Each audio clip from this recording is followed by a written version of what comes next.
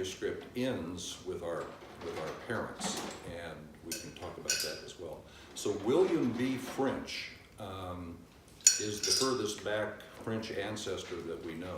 He shows up in New York City in city directories, like the Polk City directory that we may remember from our youth.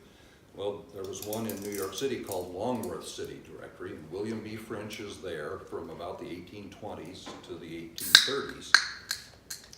And he's listed as a carver. So Michael, what would a carver be in a... Well, he could have been a wood carver, Mhm. or he could have been a stone carver. Yeah, he was a wood carver, and he later was listed in census records as a cabinet maker.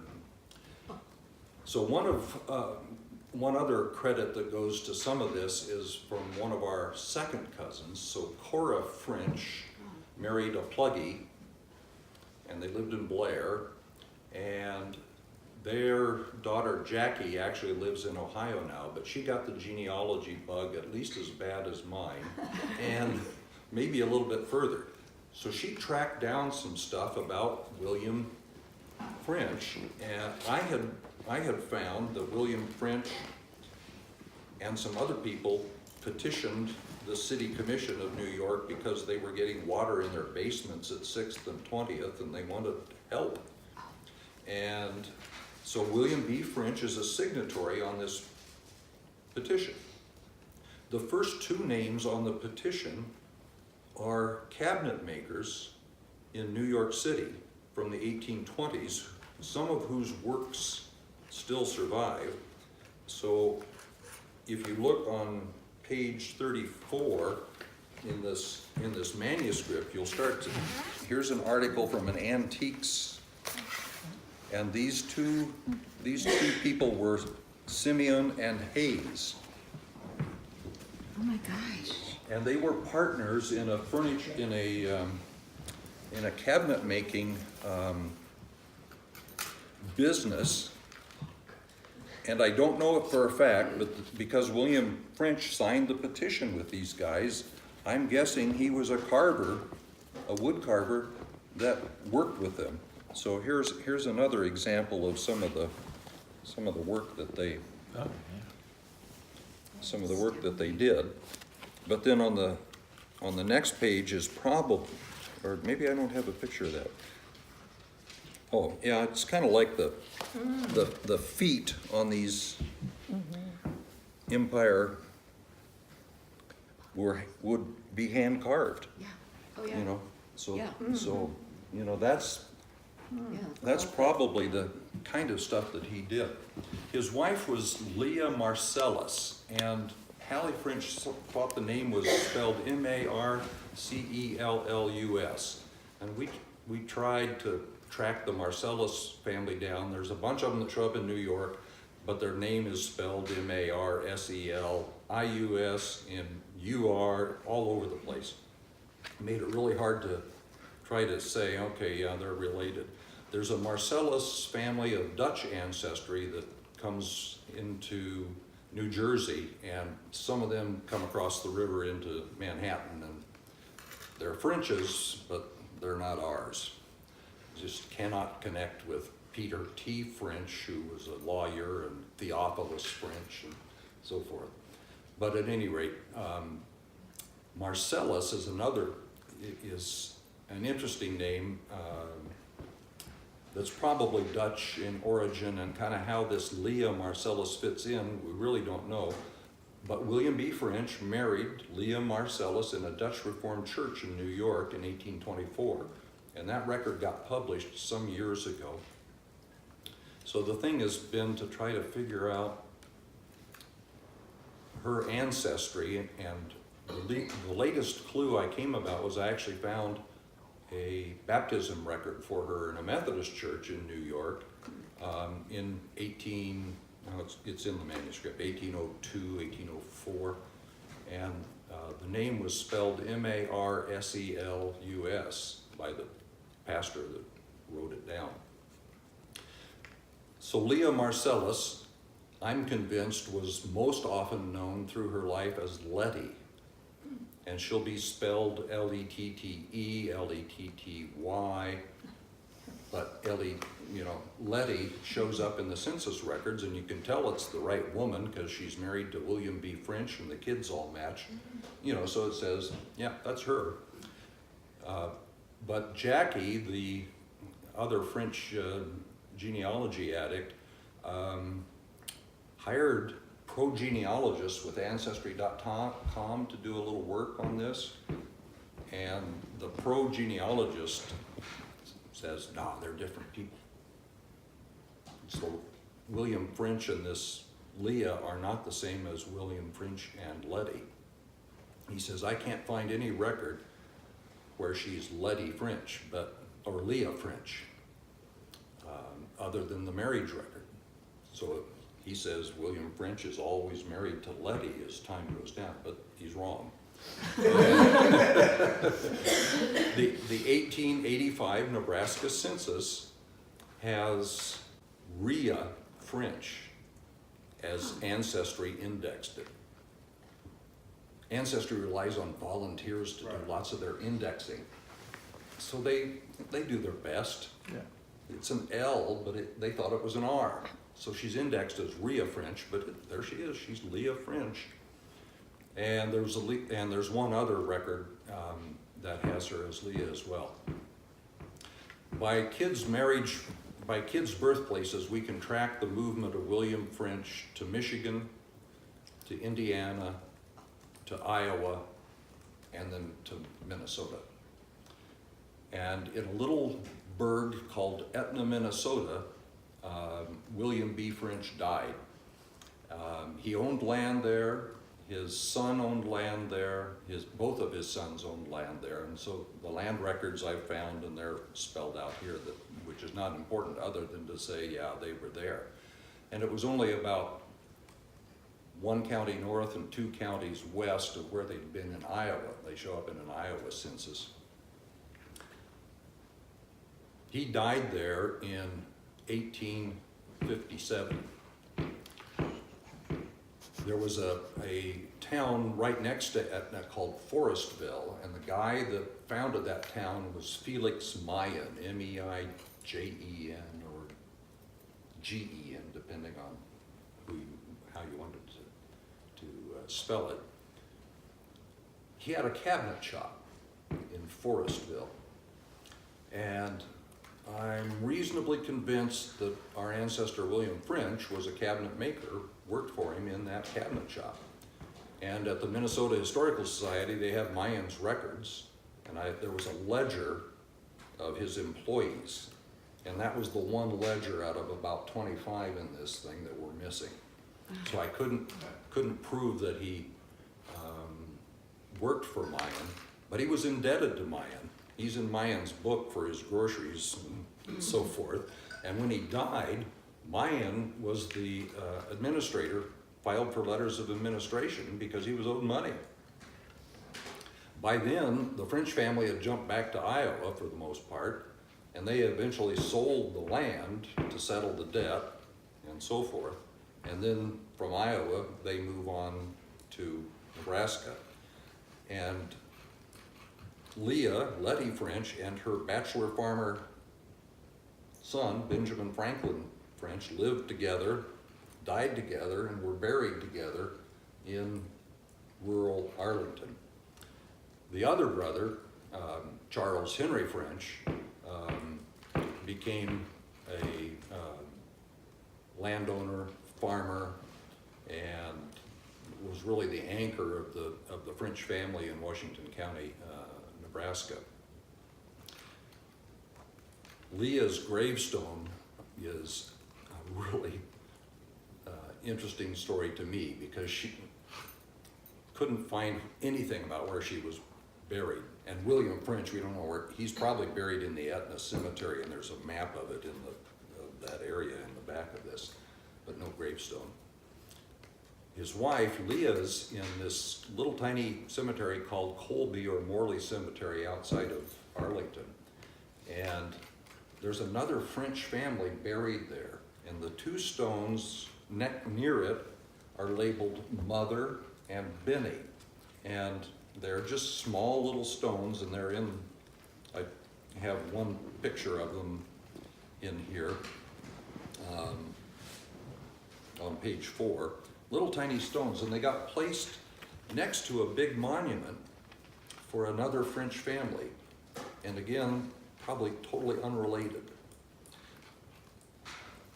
But fortunately, through some some funeral home records in Arlington and some published obituary stuff, we could establish that, okay, this one for mother, yeah, that's Leah or Letty, and Benny is Benjamin Franklin French, her bachelor son, and Letty actually outlived him by a couple of years, but they're like they lived together. They're buried together in this cemetery.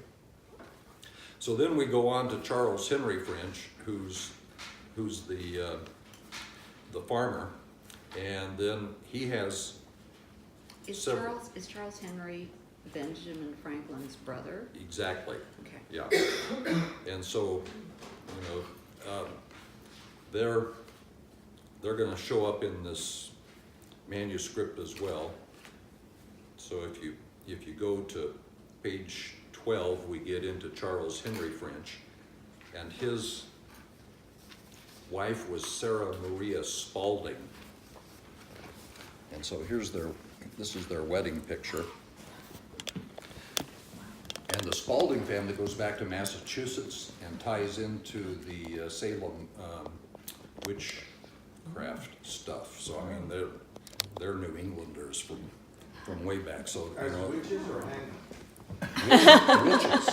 witches, yeah. So there's Spalding and Tyler and some of those names in the maternal line that connect to the Salem witch stuff in New England, way back in the day. Yeah, so that explains a lot about us.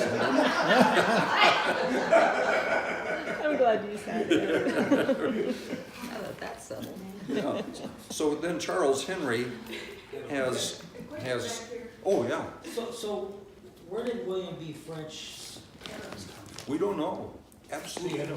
nothing before this person? No European ancestry we can know about, yeah? Nothing that's proven.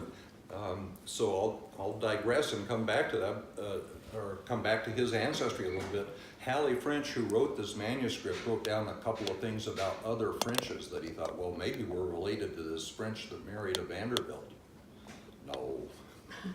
Rats. Well, do you know, was this an English person or a Huguenot or? No idea. No idea. No, yeah, So absolutely. non-denominational French. Yeah, I got married in a Dutch Reformed church, and then there's the strong Methodist history that Yeah. maybe his wife was baptized there, and then a bunch of Methodist Frenches get shaken out of the tree. Yeah, so Conjured up by a witch, maybe? there you go. Yeah, right. So why DNA? So DNA studies have been done.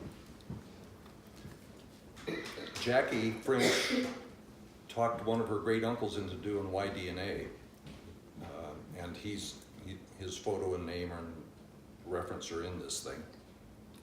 So he did Y-DNA, and he matched with 2 Canadians, and the 2 Canadians both have a direct line to Cornwall. And there's a large French family that was and is documented in Cornwall. So they're probably Cornish. So William French is probably Cornish. But when they came and so forth, the census data says William B. French was born in New York. So yeah, but the trail goes cold with him. Just a Cornish rooster and a Cornish hen. Well, so there's Charles Henry French and his 3 sons who are the farmers in Arlington, and so I tossed in an appendix on page 43. So on page 43 is a little piece of map that is the township around Arlington where these three brothers all had their land. So there was Charles Edward French, Clarence Milton French, and William Ellison French, and so French. And so all three brothers had land just outside of Arlington and to the northwest.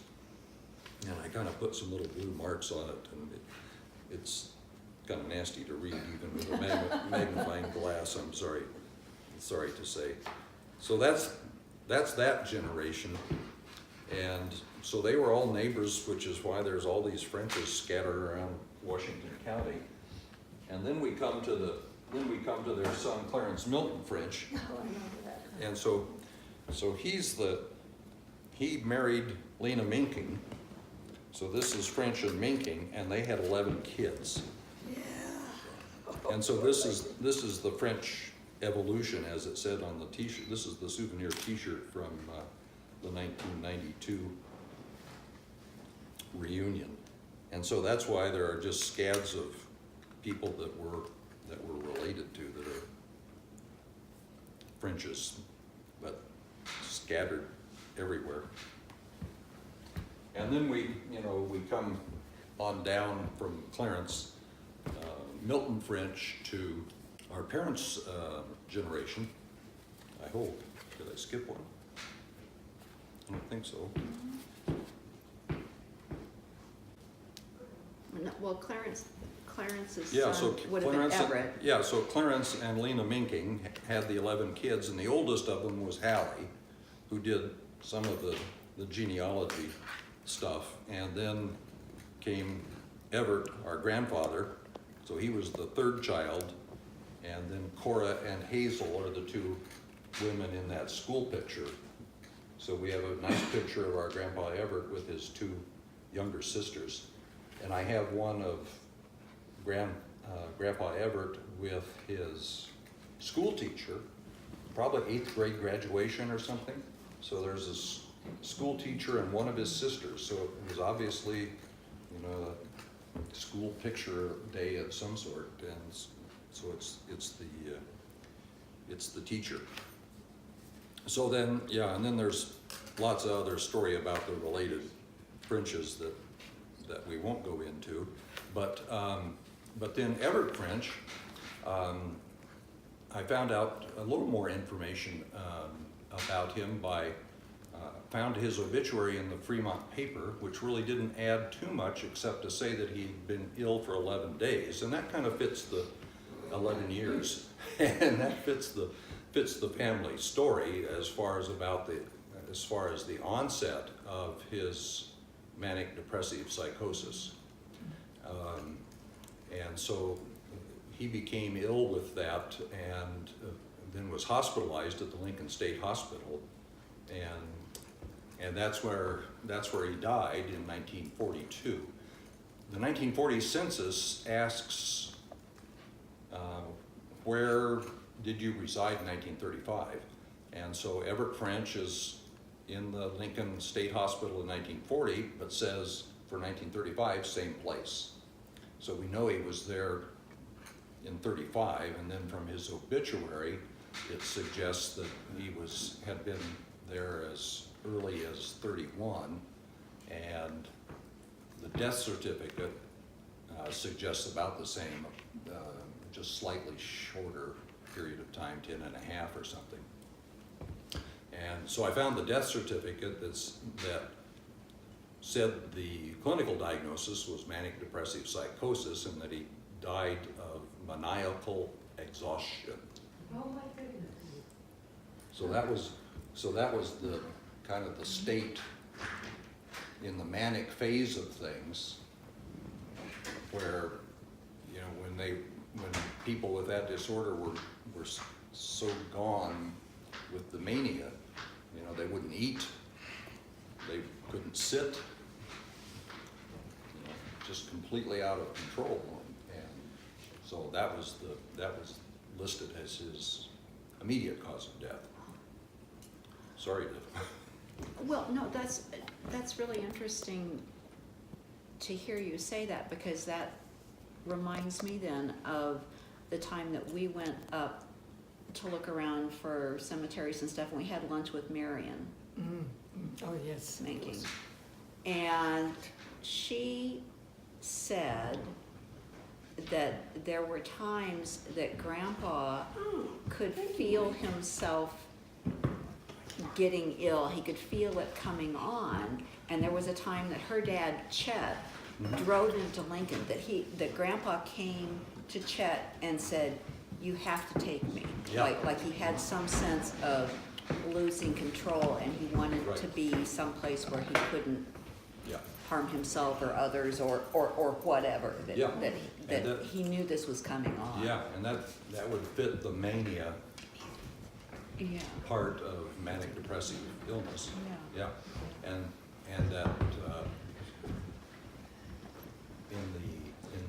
I went to the state hospital, and they have a little museum, and there were case record files, big leather-bound volumes of case record files. Some of them as recent as 1960s, and some of them back like even into the 1920s. But 1940s, nothing, wasn't there. And I've got the name of a person to contact and see if they're buried off somewhere else. But they were pretty brief case histories, you know, they're just kind of like one page that would cover 10 years.